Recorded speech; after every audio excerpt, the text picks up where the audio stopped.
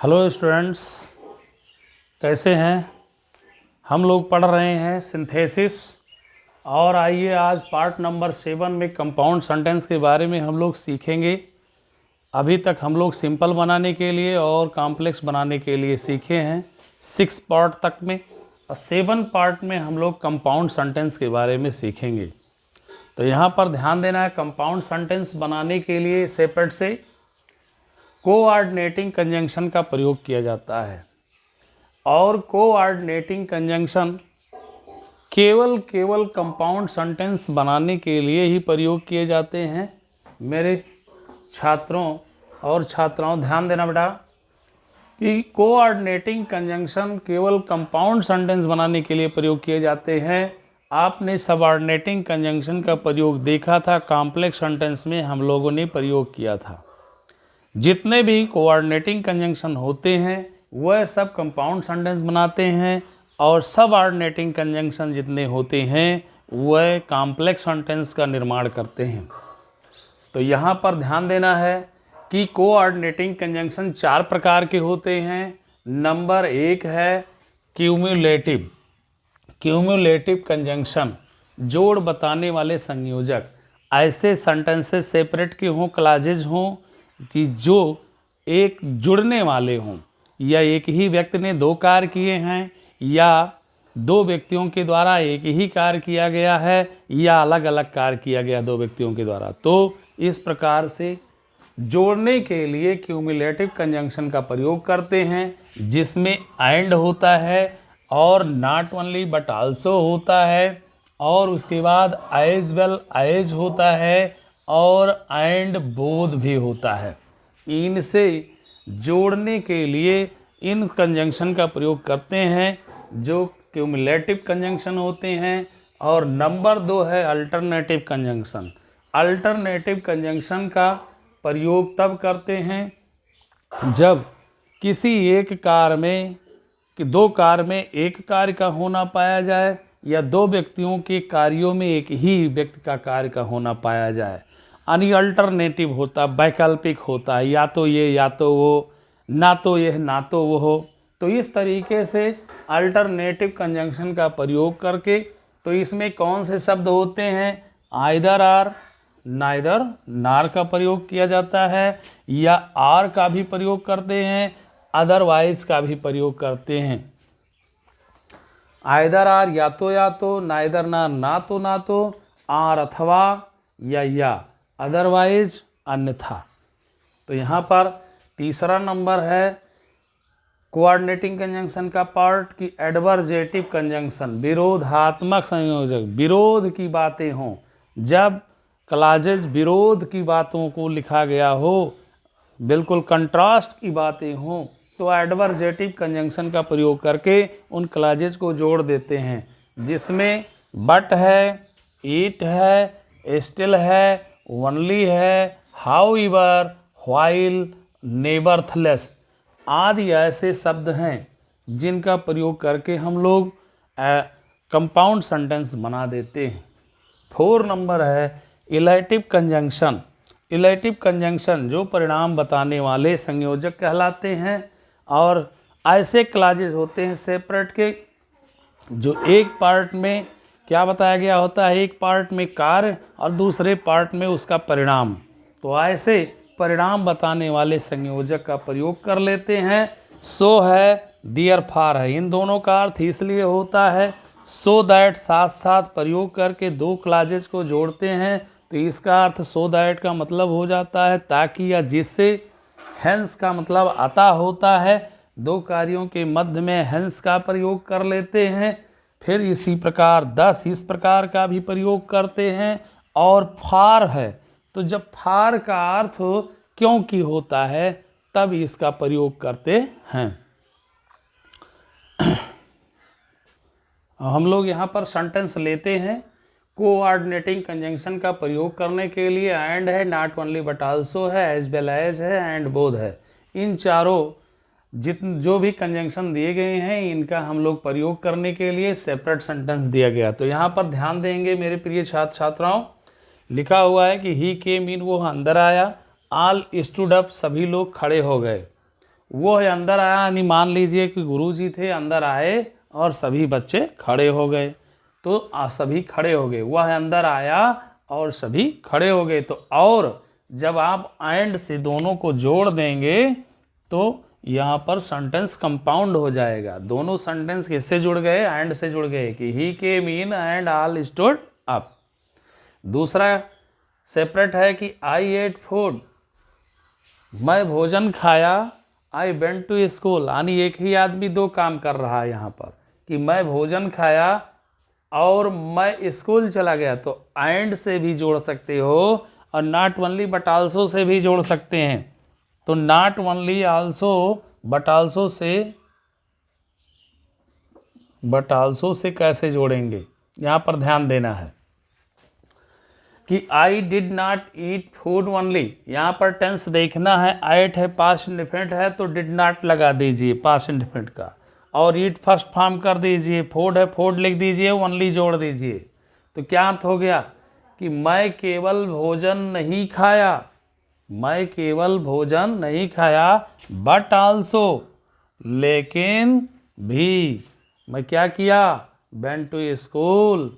तो क्या हो जाएगा कि मैं केवल भोजन ही नहीं खाया बल्कि स्कूल भी गया।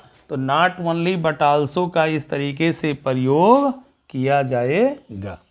तो वो सेंटेंस कैसा हो जाएगा? कंपाउंड सेंटेंस हो जाएगा। ओके, तो ये चीज़ फिर मित्रों ध्यान दीजिएगा। और आइए हम लोग और सेंटेंस लेते हैं सेपरेट का। सेपरेट सेंटेंस में क्लासेस में जैसे लिखा हुआ कि ही इज़ अ रिच, वह एक धनी है, या ही इज रिच, वह धनी है, ही इज ऑनेस्ट, तो वह धनी है, वह ईमानदार है। तो यहाँ पर वह जैसे धनी है वैसे ईमानदार है। तो यहाँ पर एज वेल एज से भी जोड़ देते हैं, है ना, कि ही इज रिच, वह धनी है, एज वेल एज ऑनेस्ट, जैसे कि वह ईमानदार है। जैसे वह धनी है वैसे ईमानदार है। दूसरा क्लास है कि सी इज अ सिंगर, वह क्या है? एक सिंगर है। सी इज अ डांसर, वह एक डांसर है। तो सिंगर और डांसर दोनों है, तो इस तरीके से कहेंगे कि सिंगर और डांसर दोनों है। तो और दोनों, दोनों शब्द आ जाएगा तो दोनों की अंग्रेजी क्या होती है? बोथ, और की क्या अंग्रेजी होती है? एंड। तो बोथ एंड का प्रयोग कर लीजिए कि she is both a singer and a dancer. तो यहाँ बोथ और एंड का भी प्रयोग हो गया, अर्थ भी आपका निकल आया और सेंटेंस कैसे बन गए? कंपाउंड सेंटेंस बन गए। तो यहाँ पर ध्यान दीजिए कि हम लोग पढ़ रहे हैं क्यूमुलेटिव कंजंक्शन का प्रयोग करके कंपाउंड सेंटेंस बनाना। अब आइए विद्यार्थियों, हम लोग अब अल्टरनेटिव कंजंक्शन, वैकल्पिक संयोजक का प्रयोग करके सेपरेट से कंबाइंड बनाने के लिए एग्जाम्पल लिए हैं, जिसमें आइदर आर, नाइदर नार या आर या अदरवाइज का प्रयोग करके हम उसे कंबाइंड करके और एक कंपाउंड सेंटेंस बनाएंगे। तो ध्यान दीजिए, जैसे सेपरेट का क्लासेस है कि राम एट फूड, राम भोजन खाया, मोहन एट फूड, मोहन भोजन खाया। तो राम भोजन खाया, मोहन भोजन खाया, पता नहीं दोनों खाए या नहीं खाए। लेकिन अब अगर हम लोग अल्टरनेटिव कंजंक्शन का प्रयोग करेंगे कंपाउंड बनाने के लिए, तो यहाँ पर दोनों सेंटेंस अफर्मेटिव हैं, इसलिए हम आइदर आर का प्रयोग कर लेंगे, या केवल आर का ही प्रयोग कर सकते हैं, तब भी दोनों वाक्य जुड़ जाएंगे कि राम भोजन खाया या मोहन भोजन खाया। सस्पेंस में दोनों बातें रह गईं। और अगर या तो राम कर लेंगे या तो मोहन कर लेंगे तब भी सही रहेगा। तो चाहे आइदर आर का प्रयोग करें या केवल आर का प्रयोग करें, इस प्रकार के क्लासेस में जोड़ने के लिए और कंपाउंड सेंटेंस बनाने के लिए।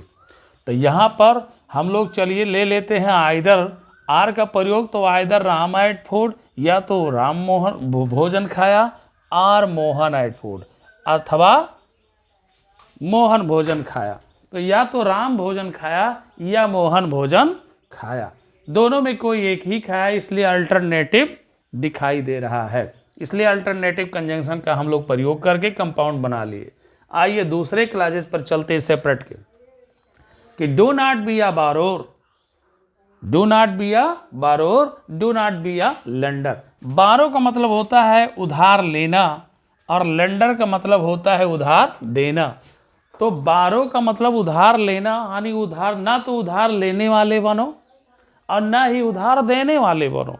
तो जब ना तो उधार लेने वाले बनोगे ना उधार देने वाले बनोगे, तो यहाँ पर नाइदर नार का प्रयोग कर लीजिए, क्योंकि दोनों सेंटेंस निगेटिव है। डू नॉट दोनों में आया हुआ है और डबल निगेटिव के लिए ही नाइदर नार का प्रयोग हम लोग करेंगे। तो यहाँ पर देखेंगे कि नाइदर अ बारोर नार अ लेंडर बी, ना तो उधार लेने वाले बनो और ना ही उधार देने वाले बनो। ओके, तो यहाँ पर इस तरीके से समझ में आया होगा। अभी हम लोग एक सेंटेंस आर के लिए और एक सेंटेंस अदरवाइज के लिए भी प्रयोग करते हैं। तो आइए हम लोग प्रयोग करते हैं। तो यहाँ पर देखना है प्यारे छात्रों और छात्राओं कि अल्टरनेटिव कंजंक्शन में आर और अदरवाइज के भी हम लोग सेपरेट और कंबाइंड सेंटेंसेस लिए हैं। सेपरेट क्लॉजेज में लिया गया कि she must weep, she will die, वह अवश्य रोएगी, वह मर जाएगी। तो भैया यहाँ पर she must weep or she will die, यह तो रोएगी वह, या तो अवश्य रोएगी और या फिर वो क्या हो जाएगी, मर जाएगी।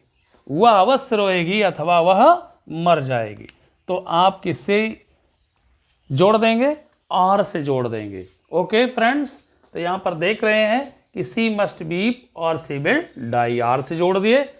दूसरा क्लास हम लोग लेते हैं सेपरेट का, कि लर्न योर लेसन, अपना पाठ पढ़ो या याद करो। लर्न मीन्स याद करना, तो अपना पाठ याद कीजिए। यू विल बी पनिश्ड, आप दंडित किए जाएंगे।